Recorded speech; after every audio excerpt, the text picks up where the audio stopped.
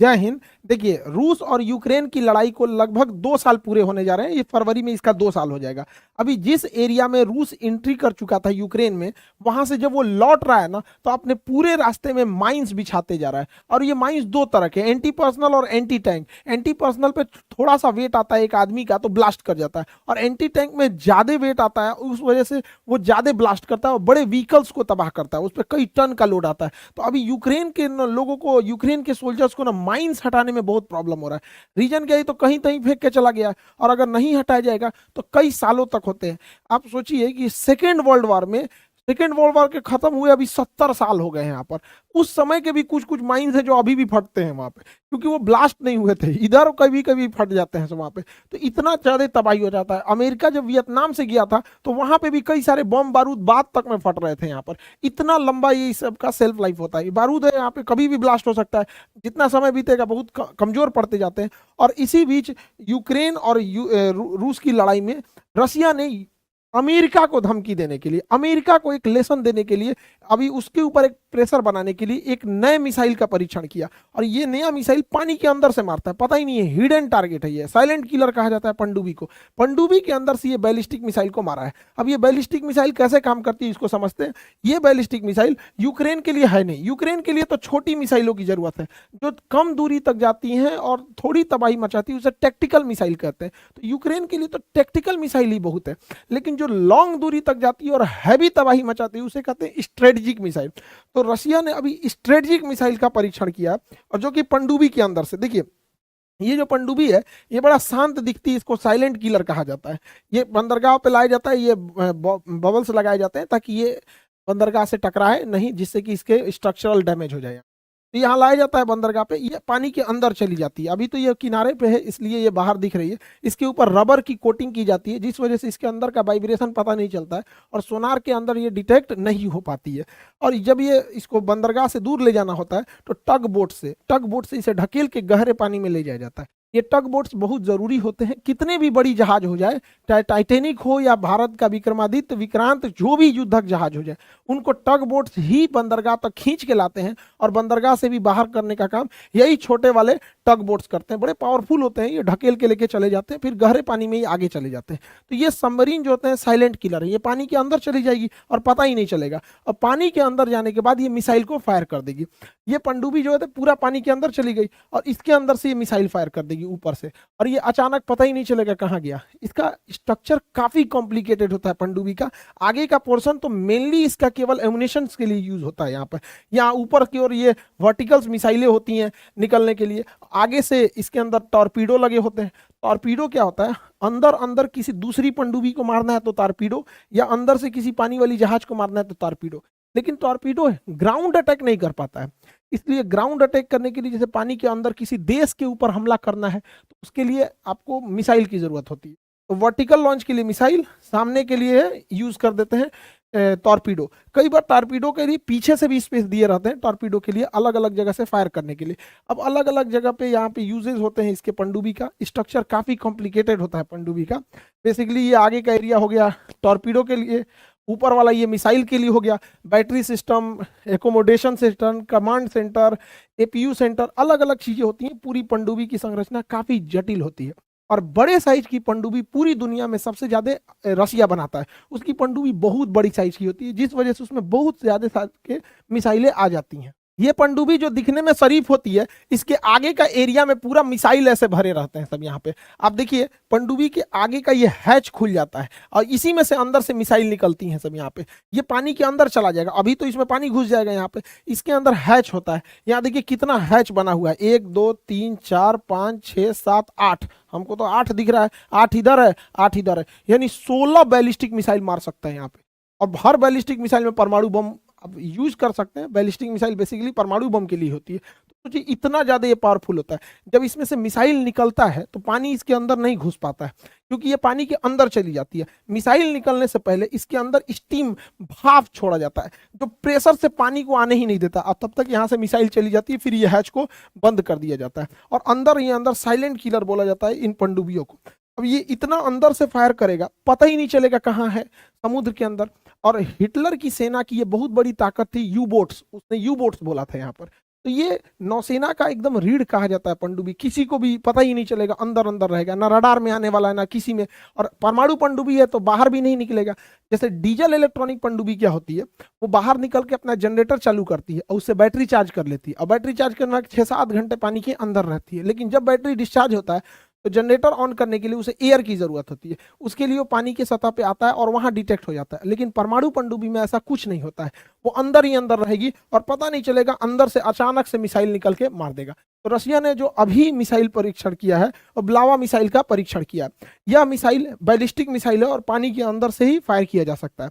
Ballistic missile जो है हमेशा लॉन्ग रेंज के लिए यूज होती है, लॉन्ग रेंज के लिए, और ये प्रोजेक्टाइल पे काम करेगा। एक बार ये अंतरिक्ष में चला जाएगा और वहां से अपने टारगेट को सेलेक्ट करने के बाद वापस आएगा।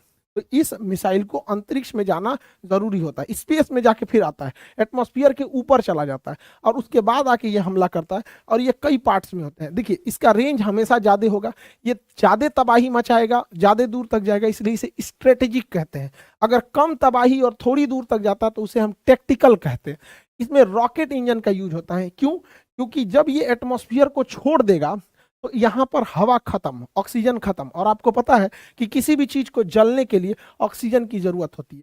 तो इसके अंदर जो फ्यूल है वो तो जल ही नहीं पाएगा अंतरिक्ष में, क्योंकि वहां पे तो ऑक्सीजन ही नहीं है। तो इसलिए अपना एगो ऑक्सीजनों का सिलेंडर लेके जाता है और धधकाते रहता है, धधकाओ यहाँ पे धधकाते रहता है। तो जो जहाज या जो इंस्ट्रूमेंट, जो भी मतलब इंजन अपना पर्सनल ऑक्सीजन का सिलेंडर लिया रहता है उसे कहते हैं रॉकेट इंजन। और जो बाहर से ऑक्सीजन सूंघता है इसे, उसे कहते हैं जेट इंजन।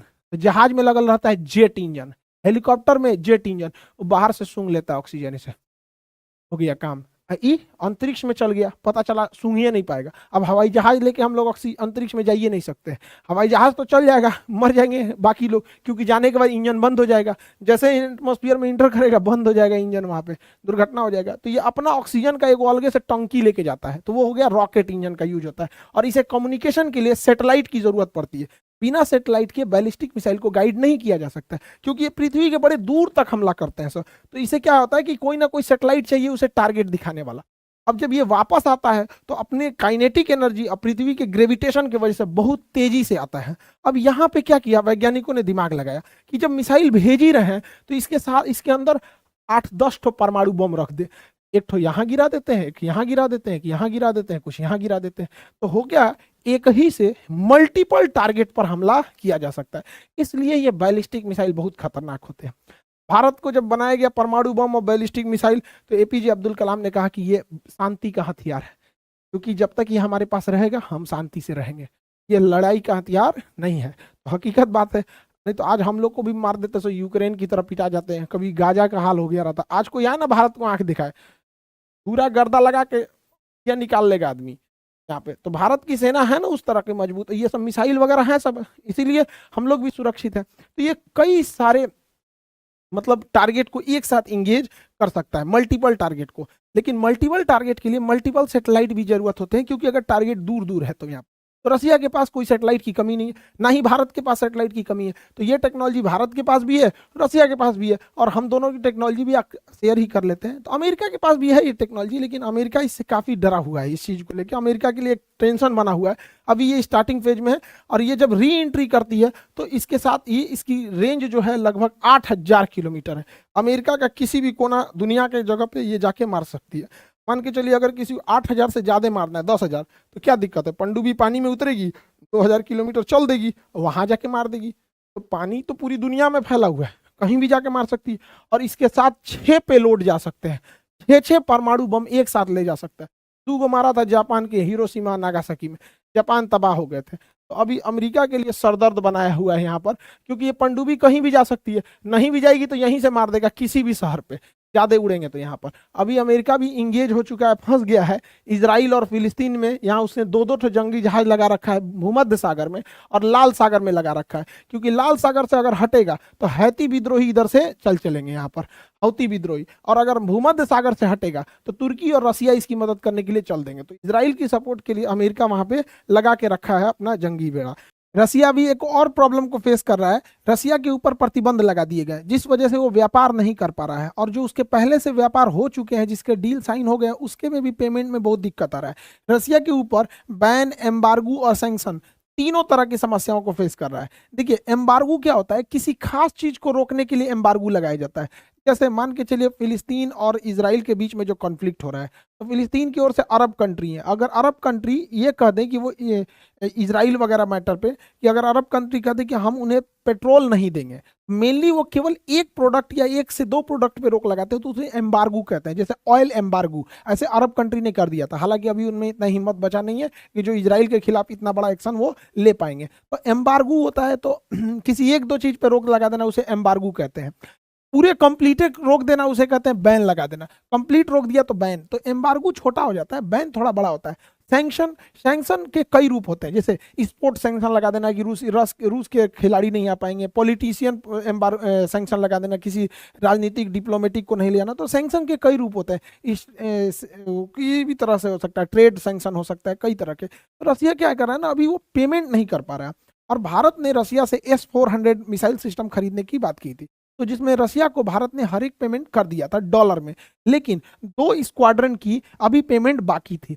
2 स्क्वाड्रन क्या होता है, एक स्क्वाड्रन में 2 बैटरी होती है, और हर एक बैटरी में 4 ऐसे ट्रक होते हैं, 1 2 3 4, ये 4 मिलकर एक बैटरी बनाता है। और 2 बैटरी मिला देंगे तो एक स्क्वाड्रन बनेगा, 4 बैटरी मिलाएंगे तो 2 स्क्वाड्रन बनता है। देखिए अलग अलग मिसाइल के लिए ना बैटरी और स्क्वाड्रन के नंबर अलग अलग होते हैं। अब जहाज के लिए स्क्वाड्रन की संख्या अलग हो जाती है, हेलीकॉप्टर में स्क्वाड्रन की संख्या अलग हो जाती है, S-400 में स्क्वाड्रन अलग हो सकता है। तो ये कोई जरूरी नहीं कि फिक्स आप मान लेंगे कि नहीं एक स्क्वाड्रन में 2 बैटरी होगा। यहाँ पे वो डिपेंड करेगा कि मिसाइल की रेंज कितनी है, इफेक्टिवनेस कितना है। तो हमें अभी उसको 2 स्क्वाड्रन की अभी भी पेमेंट देनी बाकी थी। रसिया कह रहा है कि हम रुपया में लेके क्या करेंगे, हमारे पास रुपया तो चलता नहीं है, डॉलर चाहिए होगा यहाँ पे इंटरनेशनल ट्रेड करने के लिए। तो इन दोनों ने क्या किया कि हम 2 स्क्वाड्रन का पेमेंट के बदले में गोवा शिपयार्ड से रसिया ने कहा कि हमें 24 कार्गो शिप बना दीजिए। 4 बोल दिए क्या, 24 कार्गो शिप चाहिए होगा। तो 24 कार्गो शिप की जरूरत है, तो भारत रसिया को 24 कार्गो शिप देगा, और बदले में वो हमें S-400 की 2 स्क्वाड्रन और दे देगा। हालांकि ये बस पेमेंट इशू है, तो एक तरह का कह दीजिए कि ये पेमेंट ना होकर एक्सचेंज हो गया। तो हम तो कहते हैं कि भारत सरकार को ऐसे व्यापार पे और अच्छा काम करना चाहिए कि हमारे यहाँ ये पेमेंट के देते तो सीधे कैश जाता। अब यहाँ रोजगार मिला, और देखिए रोजगार ही बड़ी बड़ी चीज नहीं होती है, जैसे जैसे हम चीजों को बनाते जाते हैं ना, हम अपडेट होते जाते हैं। 24 जहाजों को बनाएंगे तो शायद हमें कुछ अपडेशन आ जाए, हमें कुछ और नई टेक्नोलॉजी सीख जाए, तो और बेहतर हो जाता है यहाँ पे। इसके अलावे भारत और रसिया को व्यापार करने में बहुत प्रॉब्लम आ रहा है, क्योंकि हम रसिया का रूबल लेके क्या करेंगे, हमारे इंडिया में उतना रूबल एक्सेप्टेबल ही नहीं है, और रसिया हमारा रुपया लेके क्या करेगा, उसके यहाँ एक्सेप्टेबल नहीं है। तो हमें एक कॉमन करेंसी चाहिए थी जो डॉलर था, बट अमेरिका ने डॉलर पे सैंक्शन लगा दिया, रोक लगा दिया यहाँ पे।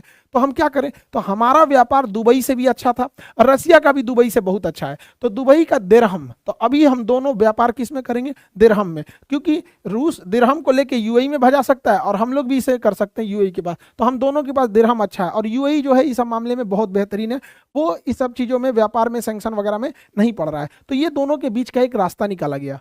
आई होप आप सब समझे होंगे। आप सभी देशवासियों को हैप्पी दिवाली, दिवाली की ढेर सारी शुभकामनाएं। हैप्पी दिवाली, एकदम अब पूरे देश में खुशहाली आए दिवाली के अवसर पे। सारे लोगों को ढेर सारी शुभकामनाएं, पूरे देश वालों को हैप्पी हैप्पी हैप्पी दिवाली। मिलेंगे नेक्स्ट क्लास में। जय हिंद।